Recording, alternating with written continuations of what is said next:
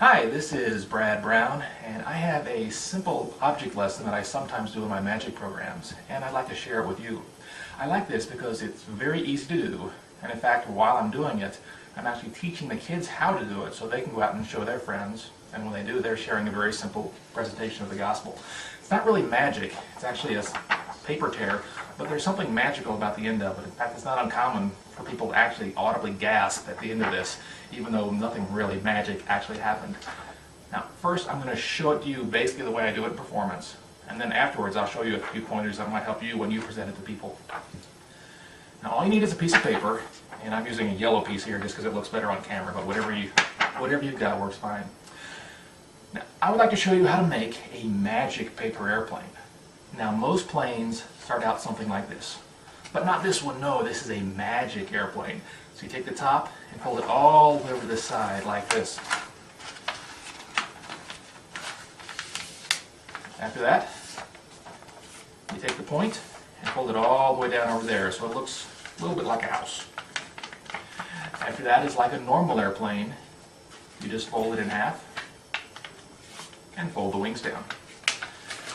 Now, there is one thing a little bit different about this plane. It has an extra point.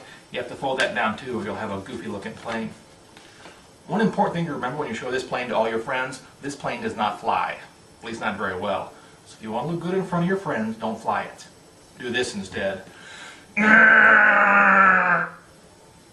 Or whatever.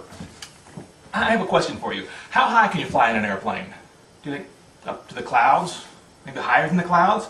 Do you think you could go all the way to heaven in an airplane?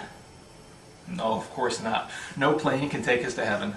So here's what you do. You start right at the point and you rip the wings off. Now, you can use scissors, but real men tear. I saw a real man once, that's how he did it. When you get near the bottom, you stop, tear out a little flap, and it looks like a rocket ship. Now, rockets go a lot higher than airplanes. How high can you go in a rocket ship? Maybe to the moon, to another planet? You know, one time a kid told me you could go all the way to Texas. Yeah, technically I think he was right. But do you think you can make it to heaven in a rocket ship? No, the truth is there's nothing that we could build that would get us to heaven. We can't even be good enough to get to heaven. Now, all of us have broken God's law. All of us have disobeyed God. So none of us deserve to get to heaven.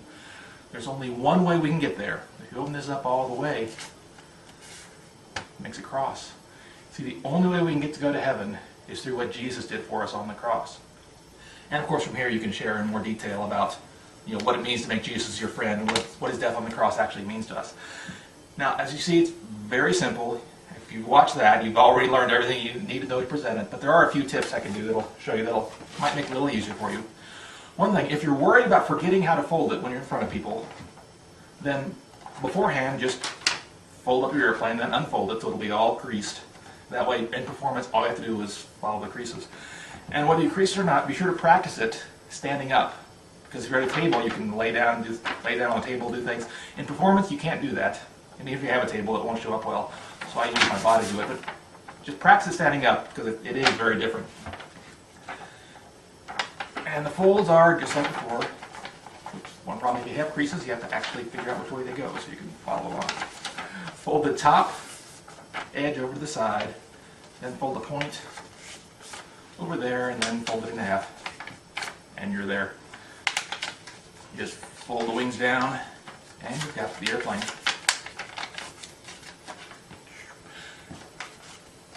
Now here we come to another tip, ripping the thing in half.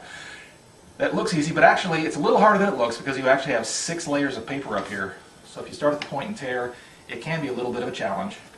So the easiest way to do that, and like I said, you can use scissors, doesn't matter, but the easiest way to tear it, once you get it started, it'll go. Starting is the hard part. So I just grab one flap, which is just 2 layers of paper, make a tear, and then start over again and do the other 2, because once one's done, the other 2 will go easily. And once it's started, it'll tear nice and easily. To keep it relatively straight, just make little tears. If you try to do one big tear, it'll get all crooked. And when you get to the bottom, you have to remember to stop before you get all the way to the bottom so you'll have fins on your rocket. So tear it out. It doesn't matter. Sometimes you end up with a big fin, sometimes little fins, doesn't matter. If you just open up the middle fold, you're at rocket ship.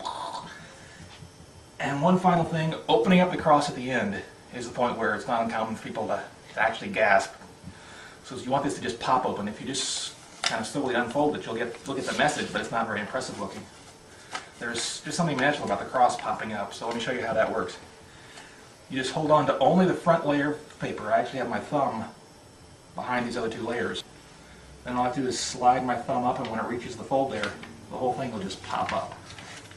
And that really makes a big impression for some reason. I don't know why, but it does. Just do that.